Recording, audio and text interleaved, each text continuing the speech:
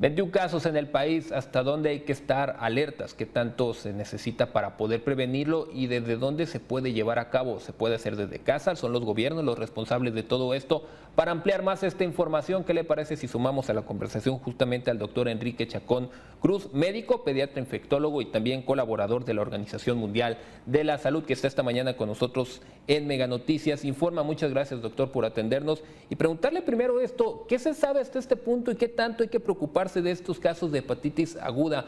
¿Hay alguna información hasta este punto que nos pueda decir qué está pasando? Muy buenos días, gracias por la invitación. Definitivamente es una enfermedad nueva.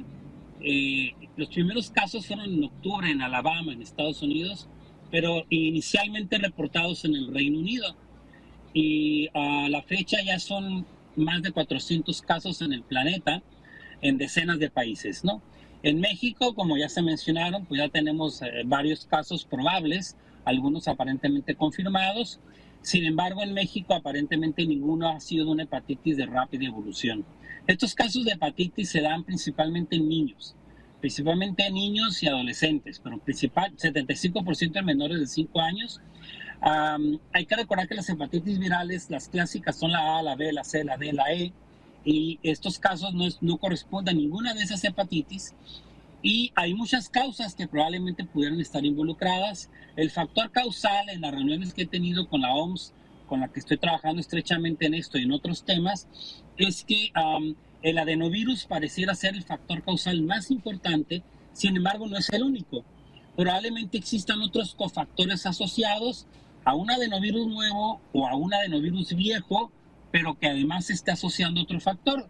Llamémosles quizás el COVID, quizás otro virus, quizás la cuestión de que estuvimos mucho tiempo en casa, no sé. Todo eso se está estudiando y los resultados preliminares a la fecha es que es un adenovirus con algo más, pero hasta ahí es donde hemos quedado.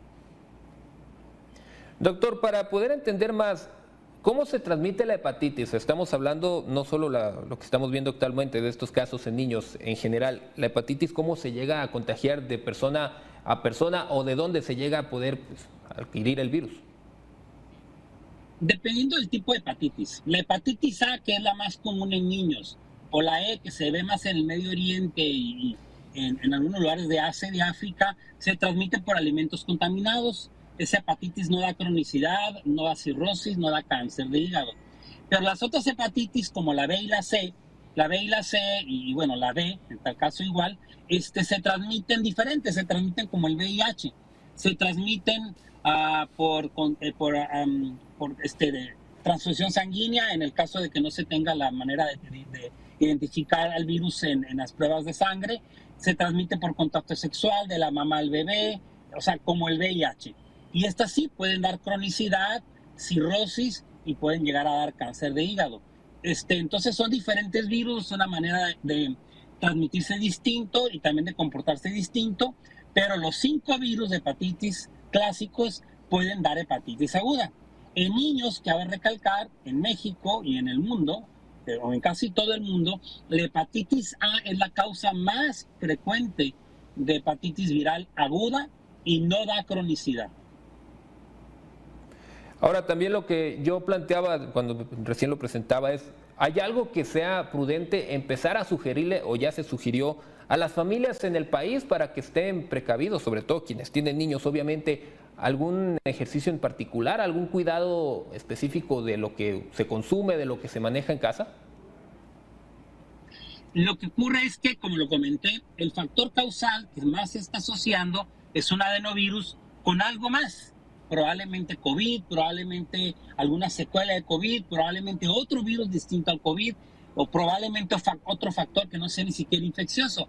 Entonces, como todavía no tenemos perfectamente identificado qué está causando esta hepatitis, promover medidas preventivas específicas no las tenemos de una manera muy franca.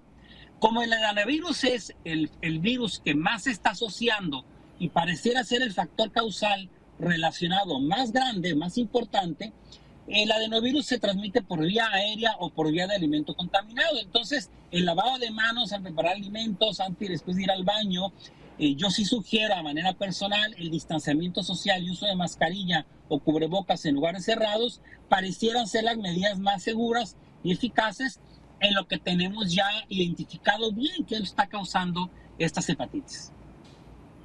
Ya nos señala que la OMS está encargándose de esta investigación y usted parte del equipo colaborador en esto. Hasta este punto, ya lo que escuchábamos de los casos que se tienen en el país, que son 21, se puede hablar de ya estar alertas, de preocupación de lo que se empieza a presentar en los países, o todo sigue siendo más cauto, sobre todo entiendo, pues para no exagerar o alertar por algo que aún se desconoce un tanto. Esa es una buena pregunta. Una cosa es generar alarma, alerta, y otra es pánico. El pánico es una pérdida racional de enfrentar el problema. Tenemos que estar en alarma, en alerta. En México definitivamente tenemos más de 21 casos.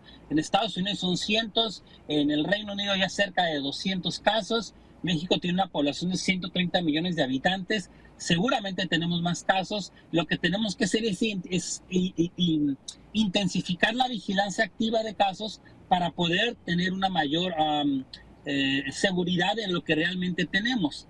Aquí, por ejemplo, entonces participa el gobierno, pero también deben de participar los padres y entrar a la definición operacional. Toda persona menor de 16 años, principalmente menor de 12 años, o sea, niño, que tenga dolor abdominal por lo menos 2 semanas de evolución, de menos de 2 semanas de evolución, y que haga popó un poquito más claro de lo normal, o tirándola a blanco, o que haga la orina muy intensa, o incluso medio oscura, o que tenga los ojos amarillos o la piel amarilla, no pálida, sino amarilla. Esas son indicaciones de que ese niño tiene hepatitis. Lo más probable es que sea hepatitis A. Aquí hemos tenido varios casos de hepatitis A. Pero eso implica que hay que llevarlo inmediatamente a una unidad hospitalaria y ya los médicos que están entrenados deben de descartar que es esa hepatitis de causa desconocida o decir que es una hepatitis de causa conocida. Pero ahí también ocupamos que la comunidad participe y lleve a los pacientes para poder tener nosotros mayor casuística y mejor estudio. El tiempo apremia, entiendo, y gracias también por compartirnos, porque eso era la siguiente pregunta que quería plantearle. ¿Cuáles serían los síntomas a detectar? Muchas gracias por identificarlos para que la gente vaya entendiendo más de esto. Es complejo saberlo, sobre todo porque ya nos lo dice usted, se habla de pues algo más, pero no se sabe qué es ese algo más. Pero en cuanto a tiempo se refiere, ¿cree que falte mucho para poder llegar a una conclusión que pueda determinar qué está ocasionando estos casos en los menores de edad? Sí faltan. Voy a ser franco, sí falta. Porque no nomás la OMS participa, también el CDC y el Reino Unido y el CDC de Europa están haciendo estudios. Algunos están apenas en fase de protocolo, que es donde yo estoy trabajando, en las partes de los protocolos. O sea, ningún estudio se hace sin protocolo, es como hacer un puente. Primero haces los planos y la estrategia, luego construyes. Igual es en la investigación. Entonces, todavía falta. Pero insisto, definitivamente el adenovirus es el factor más importante asociado a estos casos. Y ya qué otra cosa puede ser, o si es un nuevo adenovirus, eso se está estudiando y todavía falta quizás un par de semanas, pero cada vez tenemos día con día más información. Yo les puedo decir que por lo menos cada 2 días tengo reuniones a nivel internacional y cada día tenemos más información. Desafortunadamente la información todavía no es concluyente. Doctor, le agradezco mucho estos minutos que nos acaba de brindar, de explicarnos más y ayudarnos a entender, porque puede caer pues en mucha confusión y ya nos dijo, la cosa es evitar que caigamos en pánico, pero sí estar alerta a todo lo que gira en torno a esta situación de la hepatitis aguda en infantes. Muchísimas gracias, que tenga un excelente miércoles. Señor Francisco Hernández y Mega Noticias, muy amables, estoy a la orden para cualquier otra entrevista.